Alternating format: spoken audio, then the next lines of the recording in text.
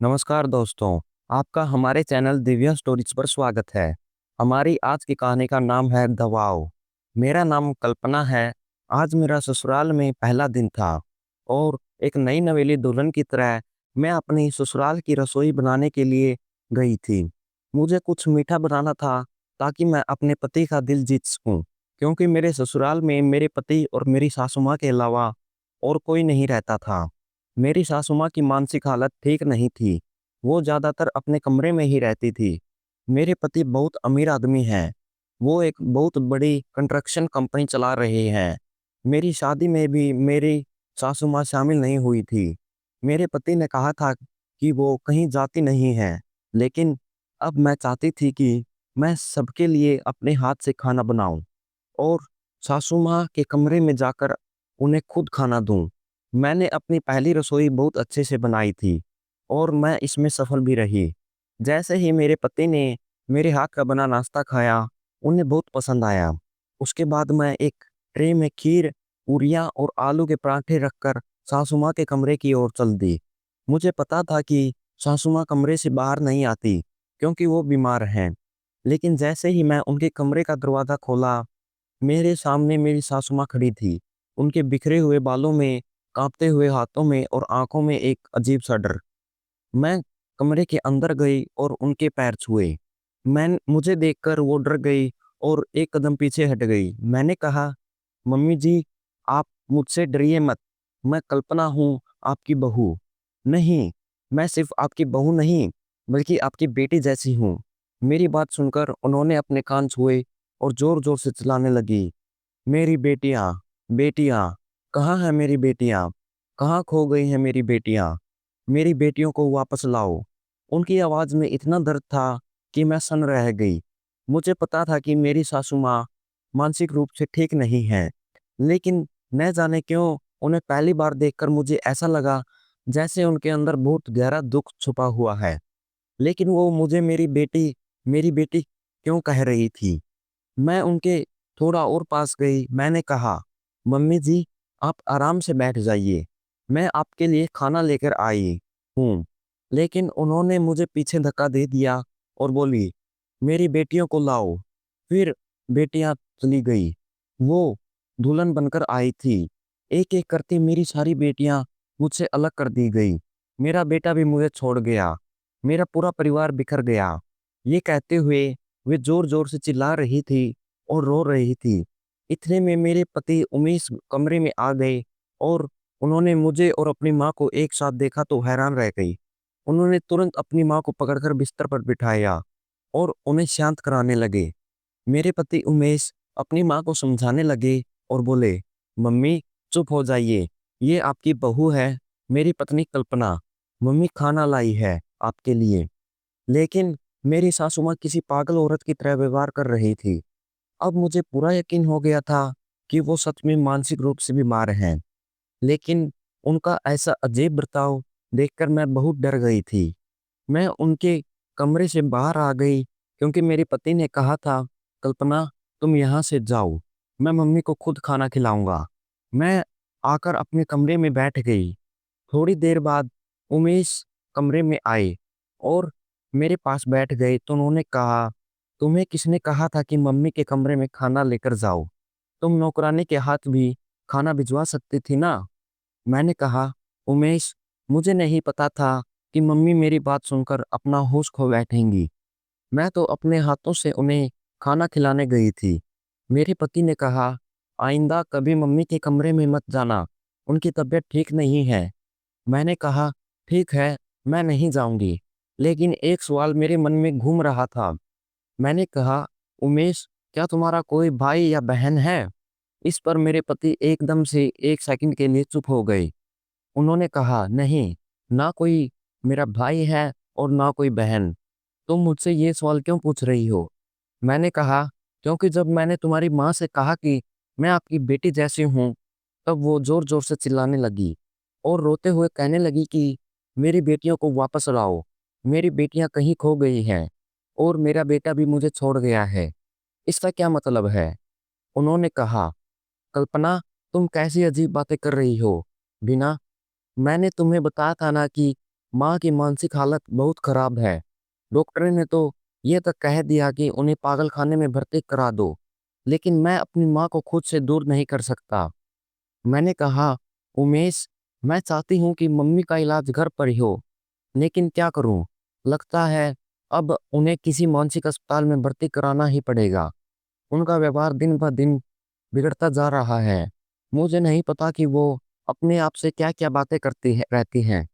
उमेश ने मेरा हाथ कसकर पकड़ा और कहा, ये सब तुम्हारी वजह से नहीं है। तुम ज़्यादा मत सोचो। मम्मी की तबीयत ठीक नहीं है। तुम मेरी ज़िंदगी में आई हो, मैं तुम्हें हमेशा खुश रखूँगा। बस तुम चिंता मत करो। मेरे पति की इन बातों पर मैं चुप हो गई थी, लेकिन उसके बाद मैंने इस बंगले में बहुत अजीब बातें देखी, जो मेरे दिल को झकझोर देने वाली थी। जिस दिन से मैं इस घर में आई थी, मुझे महसूस हो गया था कि ये सिर्फ एक घर नहीं, बल्कि इस घर के अंदर कई परछाइयाँ हैं। यहाँ काम करने वाली नौकरानियाँ तो कई थी, लेकिन कोई भी मेरी आँखों में आँखें डालकर बात नहीं करता था।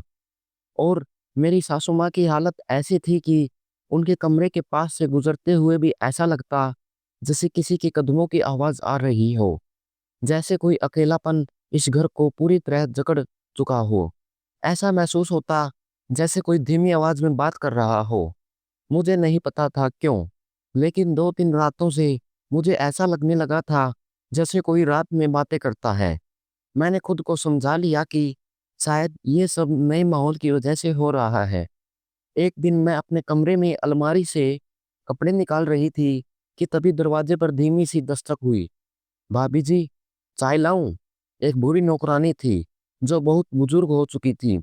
उसके चेहरे पर किसी रहस्य की परछाई थी, जैसे उसकी जुबान पर कोई कहानी हो, जवाब तक पहुंचते ही मर गई हो। मैंने कहा, आओ। वो कमरे के अंदर आई और ट्रे को बिस्तर पर रख दिया और फिर वहां से निकलने लगी। लेकिन निकलने से पहले वो एक कदम रुक गई और मुझे बड़े ध्यान से देखने लगी। अचानक मेरी नज़र उस पर पड़ी और मैं भी उसे देखने लगी और सोचने लगी कि ये मुझे इतने गौर से क्यों देख रही है।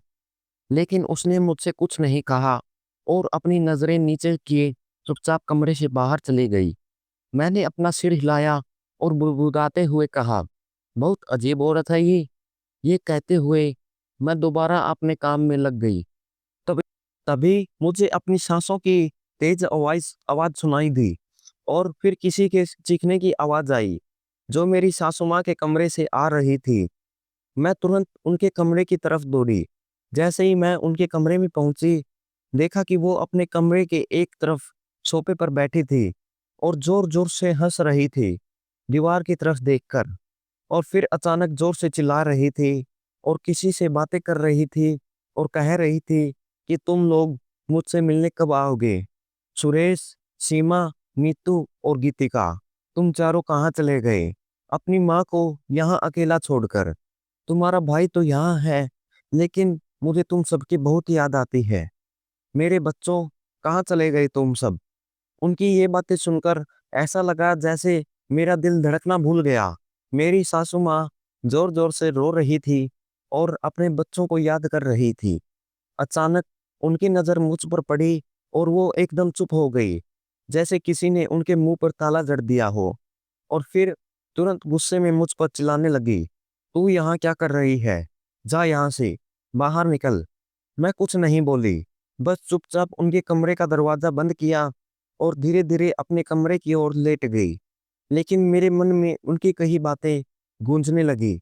सीमा, सुरेश, गीतिका, नीतू, मेरे बच्चों, तुम लोग मुझे अकेला छोड़कर कहाँ चले गए? उम्मीद तो है मेरे पास, पर तुम सबकी यादें बहुत आती है। मेरी सासू माँ जिन नामों का जिक्र कर रही थी, वे कौन थे? और उन्होंने साफ-साफ कहा था कि उमेश उनके साथ है, लेकिन बाकी बच्चे नहीं हैं। तो क्या इसका मतलब ये था कि उनके और भी बच्चे थे? पर उमेश ने तो कभी भी और भाई-बहन का जिक्र तक नहीं किया था। फिर मुझे याद आया कि उमेश पहले ही मुझे बता चुका है कि मम्मी को मानसिक परेशानी है और वो अक्सर इस तरह के उल्टे-सीधे बातें करती रहती हैं। इसलिए मैं उनकी बातों पर ज़्यादा ध्यान न दूँ। पर पता नहीं क्यों, उनकी आँखों में जो डर था, जो बेचैनी थी, उसने मुझे उनके करीब खींच लिया। इस बंगले का हर कोना, हर दीवार, हर दरवाजा कुछ ऐसा छुपाए हुए था जो डराने वाला था। ऐसा लग रहा था जैसे ये जगह अपने भीतर कोई कहानी समेटे बैठी थी, जिसकी परछाइयां अब धीरे-धीरे मेरे सामने आ रही थी। मेरी सासू माँ की बातें, उनका हाव-भाव, उनका अंदाज, ये सब किसी गहरी साजिश की तरफ इशारा कर रहे थे। ये बंगला बहुत बड़ा था, इतना कि शादी के 1 हफ्ते बाद भी मैं पूरा घर ठीक से नहीं देख पाई थी। एक दिन मैंने सोचा कि क्यों ना दूसरी मंजिल पर जाऊं, जहां अब तक मैं नहीं गई थी। ऊपर बहुत ही खूबसूरत कमरे थे, एक से बढ़कर एक, और मैं सोचने लगी कि क्या मैंने कभी सोचा था कि मैं इतनी बड़ी कोठी की मालकिन बनूंगी। लेकिन एक कमरा ऐसा था जहां पहुंचते ही मेरा मन कुछ अजीब सा महसूस करने लगा, जैसे कोई अनदेखा हाथ मुझे रोकना चाहता हो। वहां करीब 6 कमरे थे जो बड़े खुले और हवादार थे, पर उनमें से एक कमरा कुछ अलग ही था। उस कमरे में 3 बड़े बेड एक साथ थोड़ी दूरी पर रखे हुए थे। देखने में ऐसा लग रहा था जैसे वहां 3 लोग साथ रहते हों, जबकि इस घर में तो सिर्फ मेरी सासू माँ और मेरे पति उमेश ही रहते हैं। फिर ये 3 बेड किसके लिए थे? कमरे में ज्यादा सामान तो नहीं था, बस थोड़ा बहुत सादा फर्नीचर पड़ा हुआ था। मैं धीरे धीरे हर कोना देखने लगी, हर अलमारी, हर दराज, हर छोटी चीज को गौर से देखने लगी कि तभी एक आवाज आई, धप। किसी चीज के गिरने की तेज आवाज पूरे कमरे में गूंज गई। मैं एकदम चौंक गई और देखा कि कमरे की एक बुक शेल्फ में से एक किताब जमीन पर गिर गई थी। मैं डर के मारे चिढ़ गई, क्योंकि उस सन्नाटे में ये आवाज बहुत डरावनी लग रही थी। लेकिन मैं खुद को संभालते हुए उस बुक शेल्फ के पास गई और देखा कि उसमें बहुत सारी दिलचस्प किताबें रखी हुई थी। वैसे भी मुझे किताबें पढ़ने का बहुत शौक था, तो मैंने एक किताब उठाई और पढ़ना शुरू किया। वो एक इकोनॉमिक की किताब थी। जैसे ही मैंने उसका पन्ना पलटा, मेरी नज़र उस पर लिखे हुए नाम पर पड़ी, नीतू सतोगी। ये नाम पढ़ते ही मेरे रूह कांप उठी। मेरे पैरों के नीचे से जमीन खिसक गई, क्योंकि मैंने ये नाम पहले भी सुना था। हाँ, मेरी सासू माँ की जुबान से। सुरेश, सीमा, नीतू और गीतिका। अब तक जो बातें मैं उन सुनी कर रही थी, उनका मतलब मेरी आंखों के सामने किसी रहस्य की तरह खुलता जा रहा था। उन 4 नामों में से एक नाम नीतू था। नीतू रत्सोगी। आखिर ये नीतू रत्सोगी कौन थी? और इस कमरे में 4-4 बेड क्यों रखे गए थे? मेरे मन में और भी अधिक जिज्ञासा पैदा हो गई, जैसे ये कमरा ही किसी रहस्य की चाबी हो। मैं कमरे के दूसरे कोने की तरफ बढ़ ही रही थी कि अचानक वहीं की पुरानी नौकरानी, जिसका नाम शारदा था, ने मेरा हाथ कसकर पकड़ लिया और घबरा कर बोली, भाभी जी, आप ये क्या करने जा रही हैं? तुरंत नीचे चलिए। किसने आपको यहाँ आने की इजाजत दी? मैंने झटके से अपना हाथ छुड़वाया और गुस्से से कहा, तुमने मेरी हिम्मत कैसी हुई कि मुझे छूने की? और ये मेरा घर है, मैं जहाँ चाहूँ जा सकती हूँ। तू होती कौन है रोकने वाली? लेकिन शारदा ने हाथ जोड़ते हुए कहा, भाभी जी, आप मेरी बात नहीं समझ रही। माफ कर दीजिए जो मैंने आपको छुआ, पर मेरा फर्ज है कि मैं आपको यहाँ आने से रोकूं। प्लीज नीचे चलिए। अगर भैया जी ने आपको यहाँ देख लिया तो बहुत बड़ा बवाल हो जाएगा। मैंने उसे डांटते हुए कहा, क्यों नहीं आ सकती मैं यहाँ? ये मेरा ससुराल है और अब तक मैं ठीक से घर भी नहीं देख पाई हूँ। मैं यही सब बोल ही रही थी कि उसने हाथ से इशारे से मुझे चुप रहने को कहा और डरते-डरते बोले, आप तुरंत कमरे से जाइए, नहीं तो बहुत बुरी मुसीबत हो जाएगी और आगे से इस मंजिल पर कभी मत आइएगा। खासकर इस कमरे में तो बिल्कुल भी नहीं। इतना कहकर उसने आगे यह भी जोड़ दिया, अब बात करने का वक्त नहीं है, नीचे जाइए जल्दी। वो जिस अंदाज में बोल रही थी, उसे साफ लग रहा था कि कुछ ना कुछ वो मुझसे छिपा रही है। उसे कुछ पता था, शायद बहुत कुछ, लेकिन बताना नहीं चाहती थी। मैंने उससे किताबों वाली बात का जिक्र तक नहीं किया और चुपचाप उस कमरे से बाहर आ गई। लेकिन मुझे अंदर ही अंदर एक अजीब सी बेचैनी हो रही थी, जैसे मेरे ससुराल के जवाब उसी कमरे की दीवारों में कैद हैं। शारदा का मुझे उस कमरे से इस तरह से हटाकर लाना और ये कहना कि यहाँ आना मेरे लिए खतरनाक हो सकता है। आखिरकार इस कमरे में ऐसा क्या है? और ये नीतू रत्सोगी कौन थी, जिसका नाम किताब पर लिखा था? मेरी जिज्ञासा अब और भी बढ़ गई थी और मैं सोचने लगी कि जैसे ही उमेश गहरी नींद में सो जाएगा, मैं फिर से उस कमरे में जाऊंगी। रात को जब उमेश गहरी नींद में था, तो मैं धीरे-धीरे उठी और बिना आवाज के सीढ़ियों से दूसरी मंजिल की ओर बढ़ने लगी। मेरे कदम बहुत धीमे थे, दिल जोर-जोर से धड़क रहा था, लेकिन एक रहस्य को जानने की तड़प मुझे आगे खींच रही थी। मैं उस कमरे के दरवाजे तक पहुंची, जहां 3 बेड रखे थे, और जैसे ही मैंने दरवाजे के हैंडल को छुआ, किसी ने पीछे से मेरा हाथ पकड़ लिया और कहा, "आप क्या कर रही हैं? मैंने मना किया था ना, अंदर मत जाइए।" मैं चौंक कर पलटी, तो देखा कि वही शारदा थी। उसकी आंखों में डर साफ झलक रहा था, जैसे वो मुझे किसी गहरे अंधेरे से बचाना चाहती हो। मैंने भी गुस्से से कहा, "क्यों? क्यों नहीं जा सकती मैं इस कमरे में? क्या छुपा है यहाँ?" मेरे सवाल पर शारदा के चेहरे पर घबराहट की लकीरें उभर आई। उसने कुछ देर चुप रहकर कहा, "भाभी जी, इस घर में बहुत गलत हुआ है। मैं हाथ जोड़ती हूँ आपके सामने। मैं नहीं चाहती कि वो सब आपके साथ भी हो। मैं बस आपको बचाना चाहती हूँ।" उसके ये शब्द सुनकर जैसे मेरी सांसें थम गई हों। मैंने कांपती आवाज में पूछा, "क्या मतलब है तुम्हारा? साफ-साफ बताओ, क्या हुआ है यहाँ?" लेकिन शारदा ने सिर झुका लिया और धीरे से बोली, "भाभी जी, मुझे कुछ नहीं पता। मैं बस इतना जानती हूँ कि आपको इस कमरे से दूर रहना चाहिए। आपको यहाँ नहीं रुकना चाहिए।" इतना कहकर शारदा तेजी से वहां से चली गई और मैं जैसे ही उसी जगह जम गई। मेरे कदम जैसे जमीन में धंस गए हों। कुछ पल तक मैं वहीं खड़ी रही, फिर धीरे से दरवाजा खोला और कमरे के अंदर आ गई। लेकिन दिमाग में अब भी वही सवाल घूम रहे थे। आखिर क्यों इस नौकरानी को मुझे इस कमरे से दूर रखना है? क्यों हर इंसान के चेहरे पर इस घर में डर की परछाई है? मैंने अपना सिर झुकाते हुए खुद को संभाला और कमरे में इधर-उधर देखने लगी। हर जगह कुछ न कुछ ढूँढने की कोशिश कर रही थी। तभी मेरी नज़र किताबों की अलमारी में पड़ी। अलमारी में रखी हर किताब पर नीतू नाम लिखा हुआ था, जैसे हर चीज़ में बता दिया हो कि यह कमरा कभी नीतू का था। मैंने धीमे से कदम बढ़ाए और कमरे के दूसरे कोने की तरफ बढ़ गई। वहाँ एक सीट के पास कुछ सामान बिखरा पड़ा था। उस सामान के बीच मुझे एक डायरी दिखी। मैंने तुरंत उसे उठाया और कांच की कुर्सी पर बैठकर पढ़ना शुरू किया।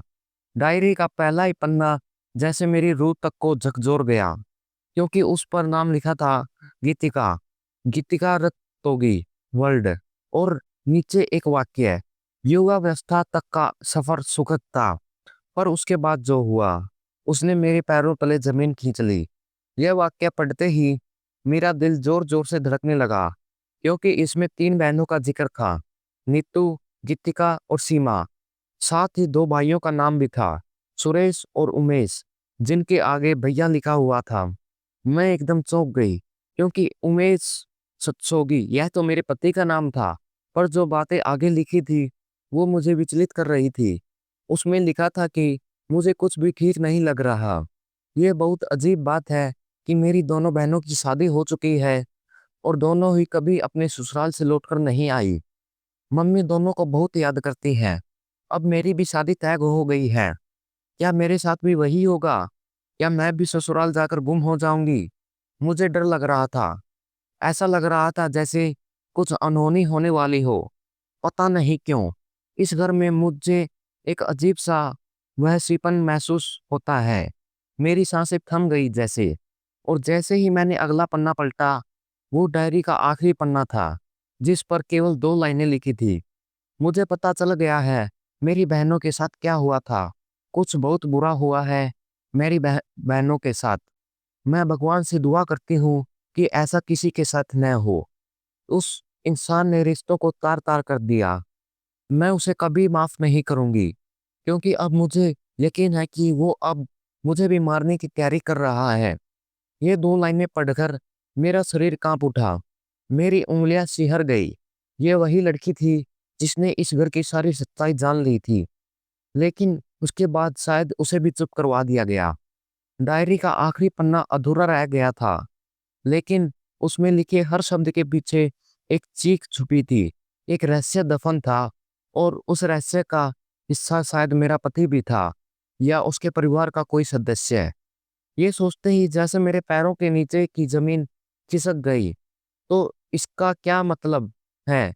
हुआ कि जिन लड़कियों के नाम मेरी सासू माँ ले रही थी, वो सब इस घर में रही थी, और इस घर में कि उनका कुछ ऐसा हुआ जिसकी किसी को भनक तक नहीं लगने दी गई। अब मुझे हर हाल में इस रहस्य को जानना है। मैं पीछे नहीं हटूंगी। मुझे इस घर की सच्चाई सामने लानी ही होगी। मैं इन्हीं उलझनों में डूबी हुई थी कि तभी मुझे लगा जैसे कोई ऊपर की तरफ आ रहा है। कदमों की आहट सुनते ही मैं सतर्क हो गई।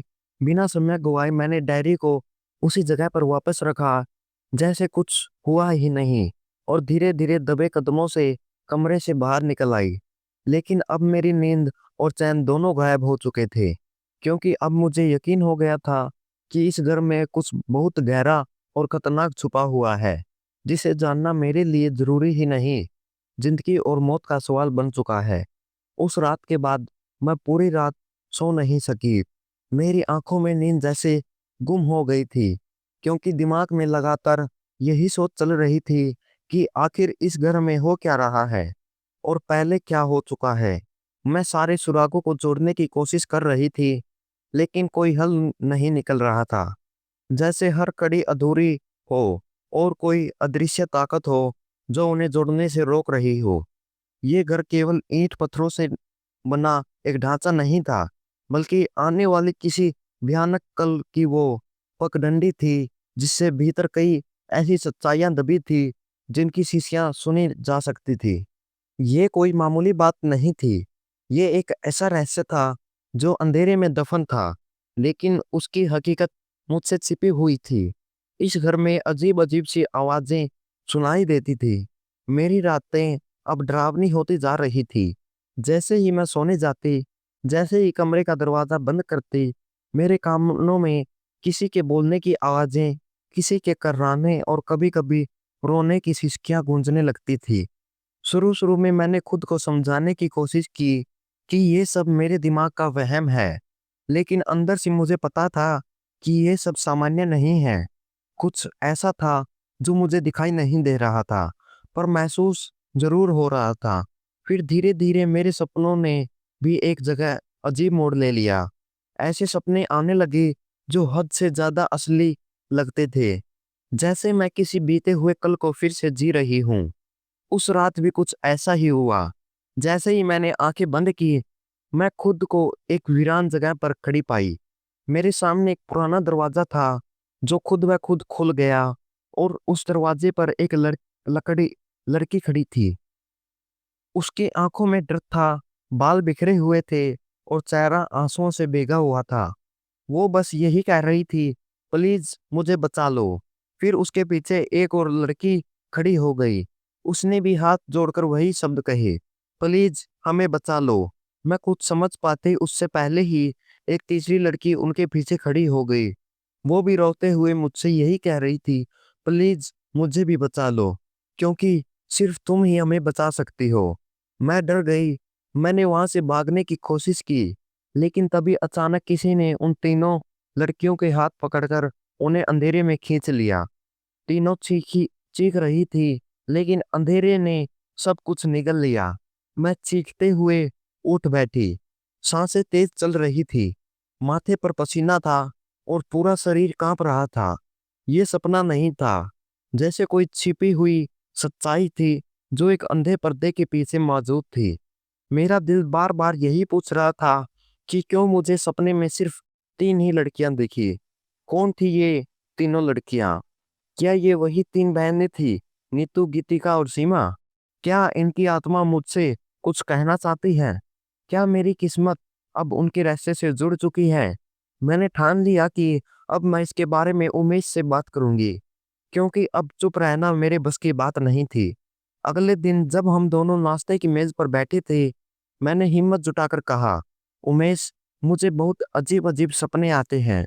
मुझे रातों में डर लगता है। ऐसा लगता है जैसे इस घर में 3 लड़कियां हैं जो मुझसे कह रही है कि उन्हें बचा लो। क्यों मेरे साथ ऐसा हो रहा है? और मुझे किसी के बोलने की आवाज़ें भी आती हैं। मैं उन आवाज़ों को महसूस कर सकती हूँ। मैंने जैसे ही ये कहा, मैंने उमेश के चेहरे की तरफ देखा। उनकी पेशानी पर अचानक पसीना आ गया और उन्हें तुरंत बात को टालने की कोशिश की।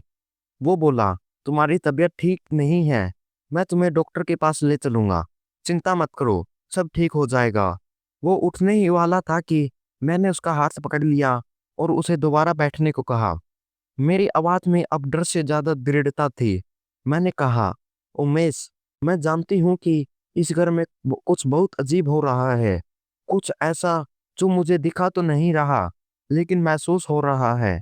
मेरी बात सुनकर वह हंस पड़ा और बोला, तुम्हें सच में लगता है कि हमारे घर में भूत प्रेत हैं? अरे ये सब तुम्हारा वहम है। जो सपने तुम देख रही हो वो तुम्हारी थकान का असर है, और जो आवाजें तुम सुनती हो वो मम्मी की होंगी। मम्मी तो रात में चिल्लाती रहती हैं, कुछ ना कुछ बड़बड़ाती रहती हैं अकेले में। लेकिन मैंने गौर किया कि इस विषय में बात करते वक्त मेरे पति मेरी आंखों में आंखें डालकर बात नहीं कर रहे थे, और ये बात साफ इशारा कर रही थी कि कुछ न कुछ गड़बड़ है। कोई ऐसा सच है जिसे वह मुझसे छुपा रहा है। मैंने सोच लिया था कि अब चाहे जैसे भी हो, मैं अपनी मम्मी जी से बात करने की कोशिश करूंगी, क्योंकि अगर मेरे सवालों का जवाब किसी के पास है तो वो सिर्फ मेरी सास हो सकती है। मैं धीरे धीरे उसके कमरे की ओर बढ़ी। वो कमरे में हमेशा की तरह कुछ अजीब सा कर रही थी। आज भी आईने के सामने बैठी थी, अपनी साड़ी फैला रही थी और बड़बड़ा रही थी। मेरे बच्चों, कहाँ चले गए तुम सब? बहुत याद आती है तुम्हारी। आ जाओ ना मेरे पास। मैं चुपचाप उनके पास पहुंची। उनका यह हाल देखकर मेरा दिल पसीज गया। मैंने धीरे से उनके कंधे पर हाथ रखा तो वह चौंक गई और घबरा कर पीछे हट गई। उनकी हालत लगातार बिगड़ रही थी। उन्होंने अपना सिर खुजाना शुरू कर दिया और जोर जोर से चिल्लाकर कहने लगी, जाओ, जाओ, मेरी बेटियों को यहाँ भेज दो। उनसे कह दो कि उनकी माँ को उनकी याद आ रही है। जाओ यहाँ से। उनकी ये हालत देखकर मेरी आंखों में आंसू आ गए। मैं उनके पास बैठ गई और धीरे से कहा, मम्मी जी, मैं आपसे बात करने आई हूँ। लेकिन उन्होंने मेरी एक नहीं सुनी और जोर जोर से चिल्लाने लगे, चली जाओ, चली जाओ यहाँ से। मेरी बेटियां कहाँ हैं? मेरी बेटियां भेजो, मेरी बेटियां। मैं डर रही थी कि कहीं बाहर से कोई आवाज सुनकर अंदर ना आ जाए और मुझे कमरे से बाहर जाने को कह दे। इसलिए मैंने जल्दी से उन्हें चुप कराने की कोशिश की। मैं लगातार कह रही थी, प्लीज मम्मी जी शांत हो जाइए, मैं सिर्फ आपसे बात करने आई हूँ। लेकिन वो और जोर से चिल्लाने लगी, चली जाओ, मेरी बेटियां कहाँ हैं? मेरी बेटियां भेजो।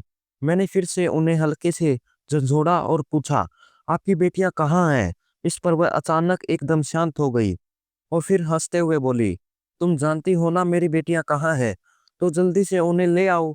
मैंने उनसे कहा, इसके लिए आपको शोर नहीं मचाना होगा और मेरी बात ध्यान से सुननी होगी। जो मैं पूछूं उसका जवाब देना होगा।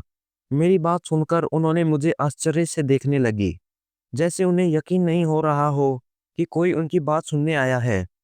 मैंने उनसे कहा, मुझे जानना है कि आपकी बेटियों के साथ क्या हुआ, वो कहाँ गई। मैंने उमेश से कई बार पूछा कि आप उनके और भी भाई बहन हैं, लेकिन हर बार उसने मना कर दिया। मैं जानना चाहती थी कि क्या उमेश झूठ बोल रहा है, और ऊपर मंजिल पर जो कमरा है जिसमें हमेशा 3 लोगों के होने का एहसास होता है, वो कमरा किसका है। मेरी बात सुनकर मेरी सास एक पल के लिए पूरी तरह चुप हो गई। उन्होंने गहरी नजरों से मुझे देखा और फिर धीमी आवाज में बोली, वो कमरा मेरी बेटियों नीतू, गीतिका और सीमा का है। सीमा मेरी सबसे बड़ी बेटी थी, नीतू उससे छोटी, और सबसे छोटी मेरी प्यारी गीतिका। मेरी सांस की आंखों में एक अजीब सा दर्द था। वो धीरे धीरे बोलना शुरू कर चुकी थी। हमारा पूरा परिवार हुआ करता था। हम सब बहुत खुश थे एक दूसरे के साथ। मेरी तीनों बेटियां आपस में सहेलियों की तरह रहती थी।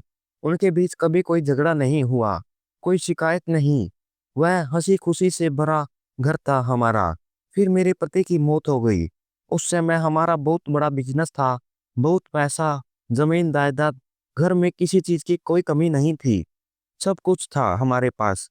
पति के जाने के बाद पूरे घर की जिम्मेदारियां मेरे बड़े बेटे उमेश पर आ गई, जो अब तुम्हारा पति है। उमेश ने मेरी सबसे बड़ी बेटी सीमा की शादी अपने एक दोस्त से तय की। शादी धूमधाम से हुई। सीमा को विदा किया और वो अपने ससुराल चली गई। लेकिन उसके बाद सीमा ने कभी हमसे संपर्क नहीं किया। मैंने कई बार कोशिश की कि मैं सीमा के ससुराल जाऊं, लेकिन हर बार कोई ना कोई ऐसी घटना हो जाती जिससे मैं नहीं जा पाती। फिर एक दिन मैंने हिम्मत करके सीमा के ससुराल जाने का फैसला किया। मैं वहां पहुंची तो मुझे पता चला कि जिनके साथ मेरी बेटी की शादी हुई थी, वो लोग उस घर में रहते ही नहीं हैं, और वो घर तो उनका था ही नहीं है। मेरी सांसें रुक गई। मेरे पैरों के नीचे से जमीन खिसक गई। मैं जिस घर में अपनी बेटी को विदा करके भेज चुकी थी, वो उसका ससुराल था ही नहीं। और तब से लेकर आज तक मेरी सीमा का कोई अता पता नहीं चला। वक्त बीतता गया, मैं अंदर ही अंदर घुटती रही। फिर मेरी दूसरी बेटी मीतू की शादी की बात चली। इस बार भी उमेश ने ही रिश्ता तय किया। शादी हुई और फिर वही कहानी दोहराई गई। शादी के बाद मैंने सुना कि उसके ससुराल वाले भी बहुत पैसे वाले हैं और वो मेरी बेटी को ले गए। लेकिन मैंने ठान लिया था कि इस बार मैं सब ध्यान से देखूंगी। पर इससे पहले कि मैं कुछ कर पाती, मेरी नीतू भी मुझसे दूर हो गई। उसका भी कोई अता पता नहीं चला। दो दो बेटियां गंवाने के बाद मेरा दिल कांपता था। हर वक्त मैं यही सोचती थी कि मेरी बच्चियां कहाँ होंगी, क्या वो जिंदा है या नहीं। मेरी रातों की नींद उड़ चुकी थी। मैं दिन रात अपनी बेटियों को याद करके रोया करती थी। फिर एक दिन उमेश मेरे पास आया और बोला, माँ, अब गीतिका की शादी कर देनी चाहिए। मैंने साफ मना कर दिया। मैंने कहा, बेटा, मैं अपनी तीसरी बेटी को नहीं खो सकती। मैंने पहले ही दो बेटियां खो दी हैं। लेकिन मेरे दोनों बेटों ने मुझ पर बार बार दबाव बनाना शुरू किया। वे कहते थे कि माँ, अब हमारी बहन बड़ी हो गई है, सुंदर है, उसके लिए रिश्ते आ रहे हैं, हमें उसकी शादी कर देनी चाहिए। इस बार हम बहुत सावधानी बरतेंगे। लेकिन मैंने किसी की नहीं सुनी। मेरा मन डरा हुआ था। मैं हर पल यही सोचती थी कि अब अगर ये बेटी भी मुझसे बिछड़ गई तो मैं टूट जाऊंगी। पर एक दिन ऐसा हुआ कि मेरी तीसरी बेटी गीतिका भी घर से गायब हो गई, और उसके बाद से आज तक उसका कोई अता पता नहीं चला। हम सबने घर में खोजा, हर किसी ने पूछा, लेकिन कुछ नहीं मिला।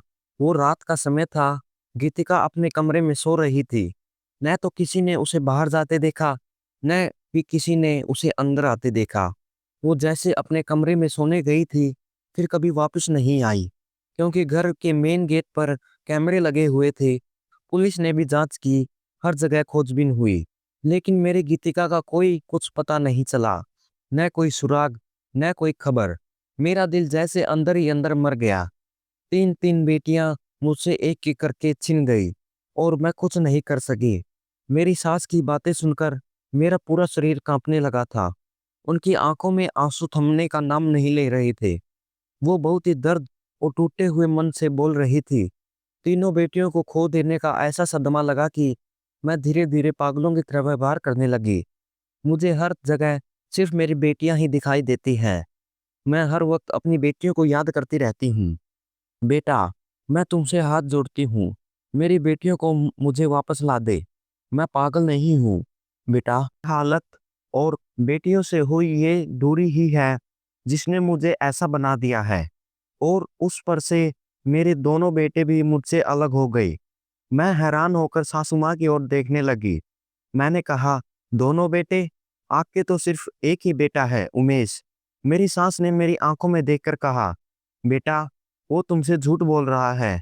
उसने तुमसे ये भी झूठ बोला है कि वो इस घर का इकलौता बेटा है। मेरे 5 बच्चे हैं, 3 बेटियां और 2 बेटे, उमेश और सुरेश। ये दोनों भाई जुड़वा हैं। मेरी तीनों बेटियां इनसे छोटी हैं, और आज तुमसे ये बात सुनकर मैं अंदर तक हिल गई हूँ।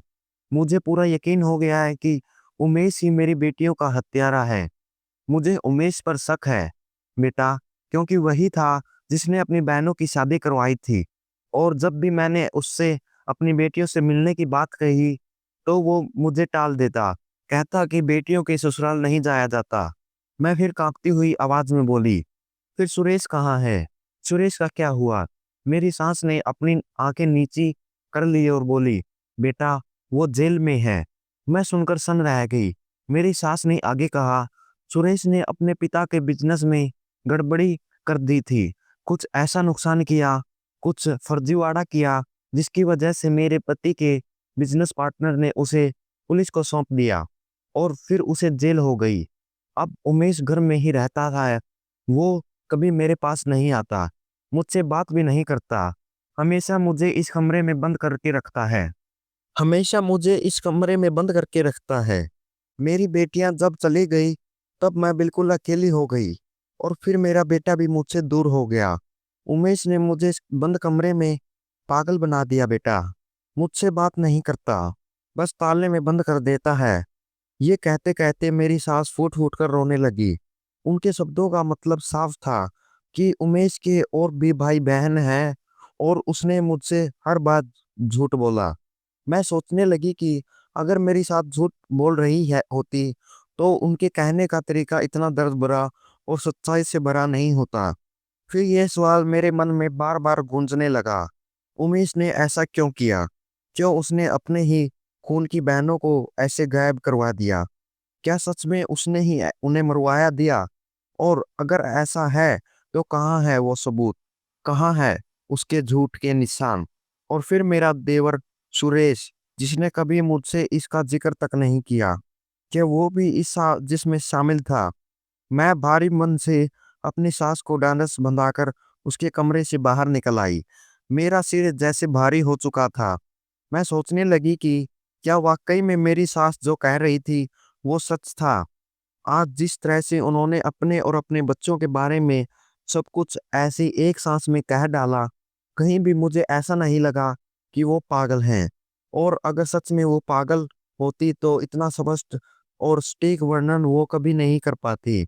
उनकी आंखों में डर, दुख और एक माँ की मजबूरी दिख रही थी। और सबसे बड़ी बात जो मेरे मन को झकझोर गई, वो ये कि मेरी सास को अपने बेटे उमेश पर शक था। उनका यही वाक्य अब मेरे कानों में गूंज रहा था, मुझे उमेश पर शक है बेटा। मैं अक्सर सोचती थी कि शायद मैं ज्यादा सोच रही हूँ। कभी कभी मुझे ये भी लगता था कि उमेश ऐसा क्यों करेगा, उमेश तो बहुत अच्छा इंसान है। लेकिन फिर मुझे एक और बात याद आई कि अगर मेरा देवर जेल में है तो मैं उसे जेल में मिल सकती थी। शायद उसे अपनी बहनों के बारे में कुछ पता हो। मैंने अपने पति के सामने ऐसा व्यवहार किया जैसे मुझे कुछ नहीं पता, जैसे मैं बिल्कुल भी नहीं जानती। मैं उसके साथ बहुत दिख रही थी, लेकिन साथ ही साथ मैं उसकी सारी गतिविधियों पर नजर रख रही थी। एक दिन मैंने अपने पति से कहा, उमेश, मुझे अपने मायके जाना है।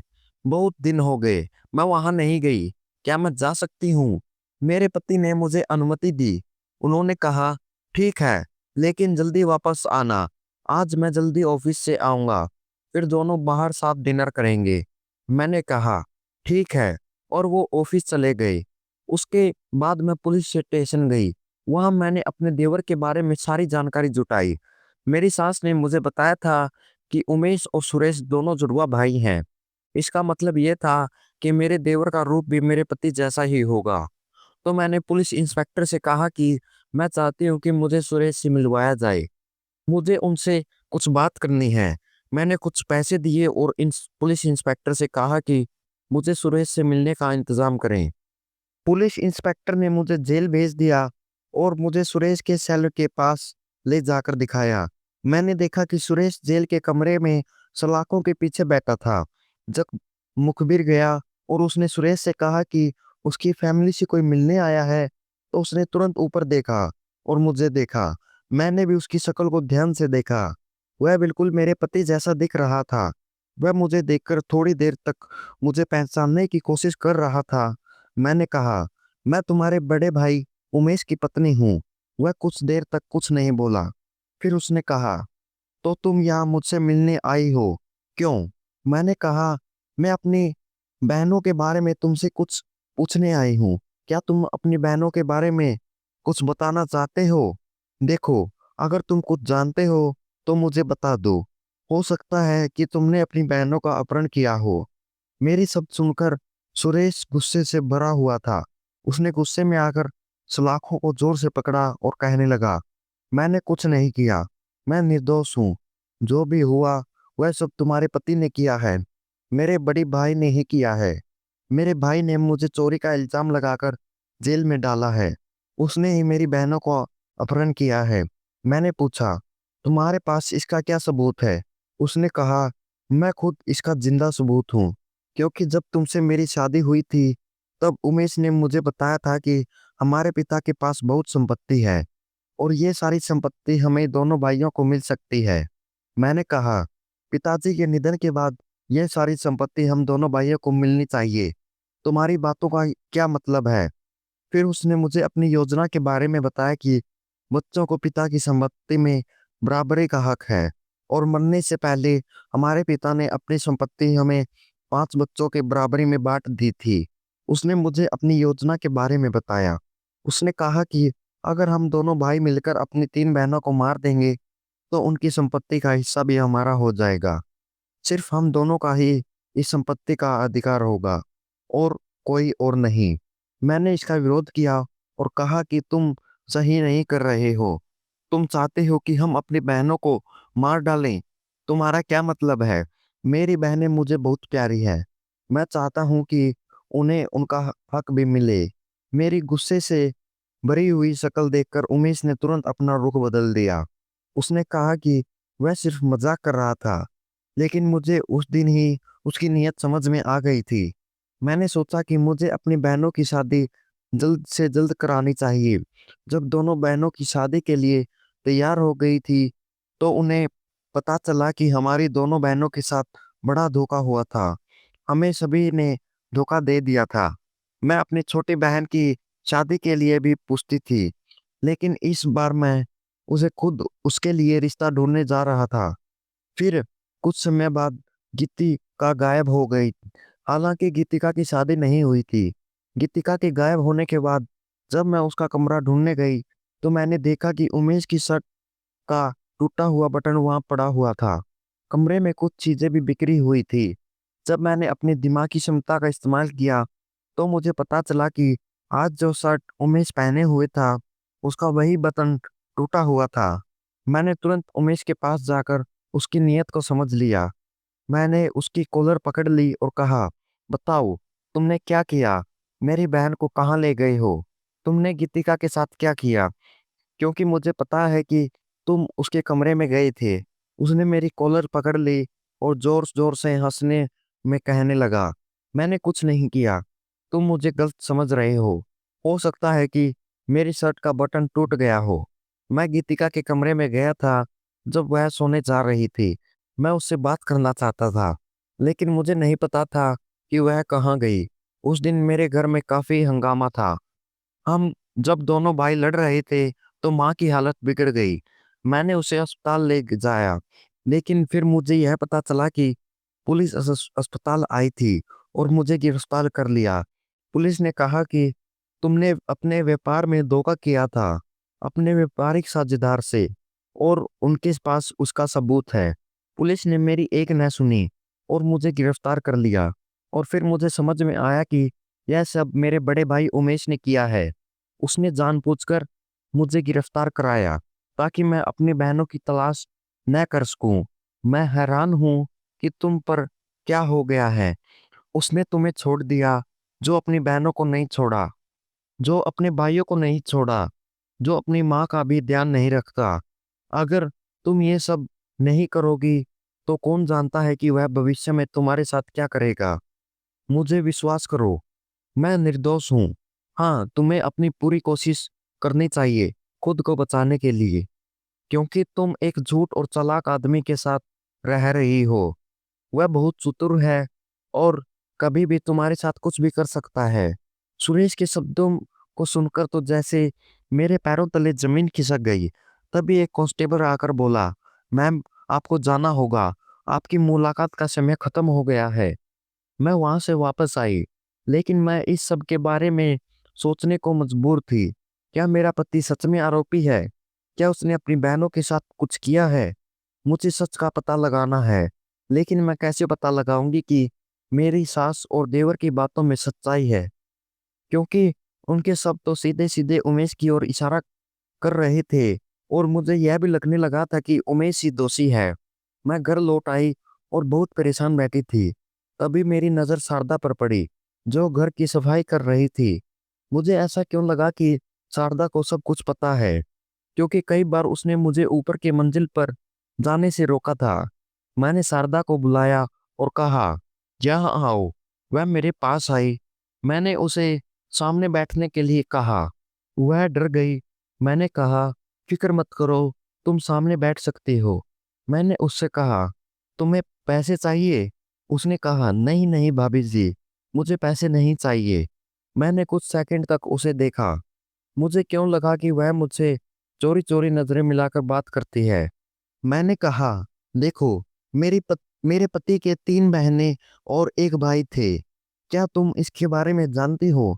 मेरी बात पर वह इस विषय को टालने की कोशिश करने लगी और कहने लगी कि वह काम पर देर हो रही है। मैंने कहा, मेरी आंखों में देखकर बात करो। देखो, अगर तुम्हें जो भी पता है तो बताओ, मैं तुम्हें बहुत पैसे दूंगी। तुम्हारी सारी परेशानियां खत्म हो जाएंगी। उसकी आंखों में आंसू आ गए। वह इधर उधर देखने लगी और कहने लगी, भाभी जी, मैं तुमसे हाथ जोड़कर कहती हूँ, ऐसी बात मुझसे मत पूछो। मुझे कोई बड़ा मसला नहीं चाहिए और न ही मैं अपनी नौकरी खोना चाहती हूँ। मैंने कहा, तुम समझ रही हो जो मैं कह रही हूँ? जब भी मैं ऊपर कमरे में जाती थी तुम मुझे फॉलो करती थी और कमरे में जाने से रोक देती थी। अगर तुम कुछ जानती हो तो जरूर बताओ, नहीं तो मैं खुद तुम्हें इस नौकरी से निकाल दूंगी। मेरी बातों से वह घबराई और कहने लगी, भाभी जी, ऐसा मत करो। मैं बहुत समय से यहाँ काम कर रही हूँ, बुजुर्ग महिला के समय से। लेकिन मुझे डर है कि अगर मैंने सब कुछ बता दिया तो क्या होगा। फिर वह बोली, भैया जी मुझे जिंदा नहीं छोड़ेंगे। वह वो वही करेंगे जो उन्होंने अपनी बहनों के साथ किया था। नौकरानी के शब्द सुनकर तो मेरे पैरों तले जमीन खिसक गई। मैंने कहा, तो उसने अपनी बहनों के साथ क्या किया? जो कुछ शारदा ने बताया उसने मेरी समझ ही उड़ाकर रख दी। उन्होंने कहा कि जब भैया जी ने अपनी बहनों की शादी की थी तो उन्होंने मुझे पैसे दिए और मुंह बंद रखने के लिए कहा, जो काम कहूँ वो करो। सीमा बीवी की शादी करने के बाद उन्होंने उसे रास्ते से अगवा किया, पीछे वाले दरवाजे से बेसमेंट से ले गए, उसे वहीं बंद कर ताला लगा दिया। सीमा कई दिनों तक दम घुटने से कांपती रही और वहीं दर्दनाक मौत हो गई। दूसरी बहन नीतू के साथ भी यही किया। वे बस शादी का दिखावा करना चाहते थे ताकि अपनी बहनों को रास्ते से हटाया जा सके। मैंने पूछा, ठीक है, और तीसरी बहन के साथ क्या हुआ? शारदा ने बताया कि गीतिका की शादी नहीं हुई थी, लेकिन उसने मुझसे सुन लिया था कि भैया जी मुझसे कह रहे थे बेसमेंट की बात किसी को नहीं बतानी है। गीतिका अगली है, मैं उसे भी शादी करके तहखाने में बंद करके मार दूंगा। गीतिका बे ये सब सुन गई थी। वह दीवार के पास खड़ी चुपचाप सुन रही थी। जब भैया जी को पता चला उन्होंने उसका मुंह दबाया, जबरन अपने कमरे में खींचा और फिर तहखाने में बंद कर दिया। भूख, प्यास, दम घुटने से उसकी भी वही मौत हो गई। ऊपरी कमरे की अलमारी के पीछे एक रहस्यमय रास्ता है था जो पीढ़ियों से सीधे बेसमेंट तक जाता है। इसका पता सिर्फ मुझे था। भाभी जी, मैं आपसे हाथ जोड़कर कहती हूँ, मैंने यह सब नहीं करना चाहा, पर भैया जी ने मुझे जबरदस्ती मजबूर किया। उन्होंने कहा कि अगर तुम न मानी तो तेरी पूरी फैमिली नष्ट कर दूंगा। आज भी मुझे शर्म आती है कि भैया जी की मदद करने की वजह से मालकिन की तीनों बेटियां इस घर से मर गई और साथ ही सुरेश भैया को भी झूठे इल्जाम लगाकर जेल भेज दिया गया।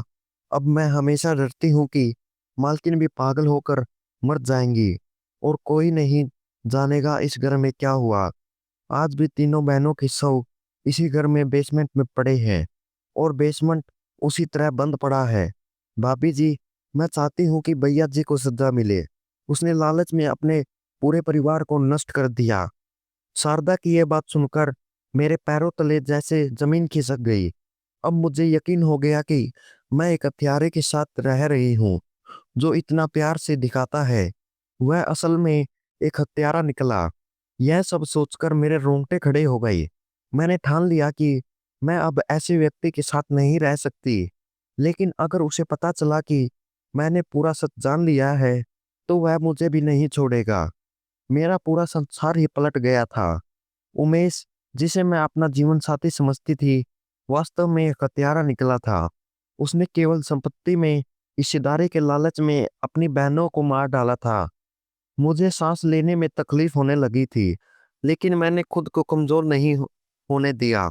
मैं रात में अपने कमरे में इधर उधर घूम रही थी, तभी दरवाजा धीरे धीरे खुला और उमेश भीतर आया।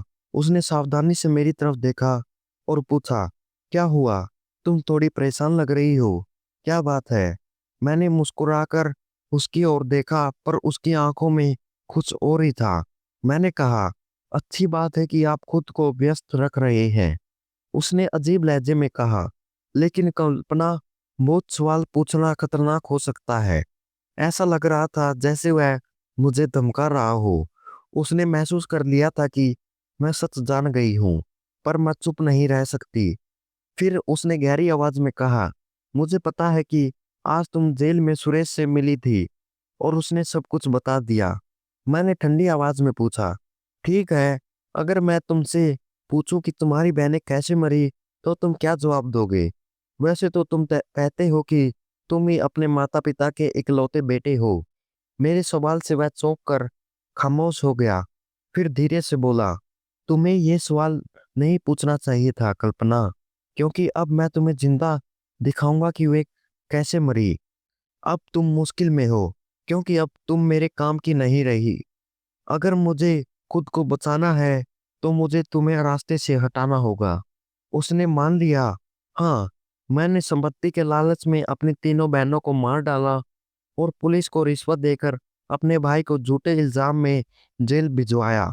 और मेरी माँ भी पागल है। मैं नहीं जानता कि वो ठीक हो। मैं चाहता हूँ कि वो मर जाए और उसका मरने का तरीका अलग हो। उसकी ये बात सुनकर मेरी आंख अचानक लाल हो उठी। उसने मेरा हाथ कसकर पकड़ा। उसकी पकड़ और भी मजबूत हो गई। मेरी पेशानी पर पसीना तैरने लगा और दिल तेजी से धड़कने लगा। उसके चेहरे पर एक अजीब सा क्रूरपन था, जैसे वह मेरे साथ भी कुछ बहुत भयानक करने वाला हो। फिर उसने धीरे से कहा, तुमने ये नहीं करना चाहिए था कल्पना, क्योंकि मैं तुमसे बहुत प्यार करता था। मैंने सारी हिम्मत जुटाकर अपना हाथ खींचा और कहा, अब मैं चुप नहीं रहूंगी। मैं तुम्हारे जैसे हत्यारे के साथ कभी नहीं जी सकती। तुमने संपत्ति के लिए अपनी बहनों और अपने भाई को खुद से दूर कर दिया है। तुमने इस घर को मौत का शमशान बना दिया है। अब तुम चाहते हो कि मैं सब कुछ जानने के बाद भी चुप रहूं। मेरे पति की आंखों में एक पल के लिए हैरानी थी, लेकिन फिर उसने कड़वी मुस्कान के साथ कहा, हाँ, अब ऐसा ही कुछ तुम्हारे साथ भी होने वाला है और कोई भी तुम्हारा नाम तक नहीं लेगा। एक डर की लहर मेरे पूरे शरीर में दौड़ी, लेकिन मैंने खुद को कमजोर नहीं होने दिया। मुझे पता था कि अब मेरे लिए सब कुछ जीवन और मौत की लड़ाई बन चुका था। तभी शारदा दरवाजे के पास खड़ी कांप रही थी। मैंने इशारे से उसे बाहर जाने को कहा और वह जल्दी से बाहर चली गई। यह देखकर उमेश गुस्से में बोला, तुमने उसे कहाँ भेजा है? क्या तुमने किसी को बुलाया है?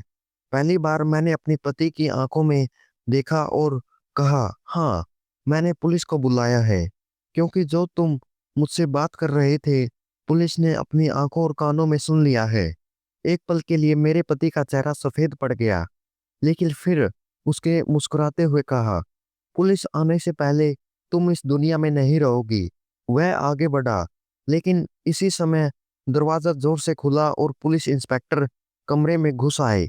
उसने, उमेश रत्सोगी, तुम अपनी तीन बहनों की हत्या करने और अपने भाई को झूठे आरोप में जेल भेजने में अपराध में गिरफ्तार हो। मुझे पता था कि सच जानने के बाद कुछ भी हो सकता था, इसलिए मैंने अपने कपड़ों में एक छोटा माइक और कैमरा भी फिट किया था, क्योंकि अब मुझे हर समय अपने पति से सतर्क रहना था। और मैंने पुलिस को पहले ही सब कुछ बता दिया था। पुलिस ने कहा था कि हमें सबूत चाहिए, इसलिए मैंने वहां खड़े हुए हर एक बातचीत को रिकॉर्ड कर लिया था, जिस पर पुलिस को सबूत मिल गए और वे तुरंत घर आकर मेरे पति को गिरफ्तार कर लिया। मेरे पति जोर जोर से चिल्ला रहे थे, तुम यह नहीं कर सकती। मैंने कहा, मैंने यह पहले ही कर दिया है। अब तुम अपनी संपत्ति के बारे में जेल में चिंता करो। मेरे पति का चेहरा सफेद पड़ चुका था। पुलिस को यह भी पता चला कि उसने अपनी 3 बहनों को जिंदा ही तहखाने में बंद कर दिया था। यह तहखाना मेरे ससुर के समय में बनवाया गया था। उसने पुरानी और बेकार गृहस्थी की चीजें रखी जाती थी। जब मेरे पति को इस तहखाने के बारे में पता चला तो उसने चुपचाप इसका फायदा उठाया और अपनी बहनों को जिंदा तहखाने में बंद कर दिया और उन्हें मार डाला। मेरे पति को उसकी करतूतों की सजा मिली। तहखाना खोला गया और वहां से मेरी 3 सासों की लाश बरामद की गई। मेरे देवर को भी जेल से सम्मान के साथ रिहा कर दिया गया, क्योंकि सच्चाई दुनिया के सामने आ गई थी। मेरी सास भी अस्पताल में इलाज करवाती है। मेरे पति को उसकी हरकतों के लिए सजा मिली। जो कुछ भी मेरे पति ने किया, उसने सब व्यर्थ किया। उसने सब संपत्ति और धन के लालच में किया था। हालांकि उसे अपने परिवार के प्रति सम्मान दिखाना चाहिए था। उसने अपने परिवार की कदर नहीं की। यही कारण है कि आज वह जेल में पड़ा है और सजा भुगत रहा है। मैं अपने माता पिता के घर लौट आई हूँ और मैं खुद को बहुत भाग्यशाली मानती हूँ कि मैं इतनी बड़ी सच्चाई को उजागर किया। भले ही मेरी शादी नहीं हुई, लेकिन मैं यह जानकर शांति महसूस करती हूँ कि मेरी जिंदगी भी अपने पति के हाथों बर्बाद होने से बच गई। जीवन में सबसे बड़ी संपत्ति हमारे परिवार और माता पिता होते हैं। कभी भी धन और संपत्ति के लिए हमें अपने परिवार की कीमत नहीं चुकानी चाहिए। सच्चाई हमेशा सामने आती है और हर व्यक्ति को अपने कर्मों की सजा मिलती है। हमें अपने रिश्तों को सम्मान करना चाहिए और हमेशा सच्चाई की ओर बढ़ना चाहिए। दोस्तों, अगर आपको हमारी वीडियो पसंद आई हो तो लाइक करें और अपने दोस्तों रिश्तेदारों में ज़रूर शेयर करें। और अगर आप हमारे चैनल दिव्या स्टोरीज पर नए हो तो चैनल को ज़रूर सब्सक्राइब करें। और दोस्तों, आपको हमारी कहानी कैसी लगी कमेंट करके ज़रूर बताएं। धन्यवाद।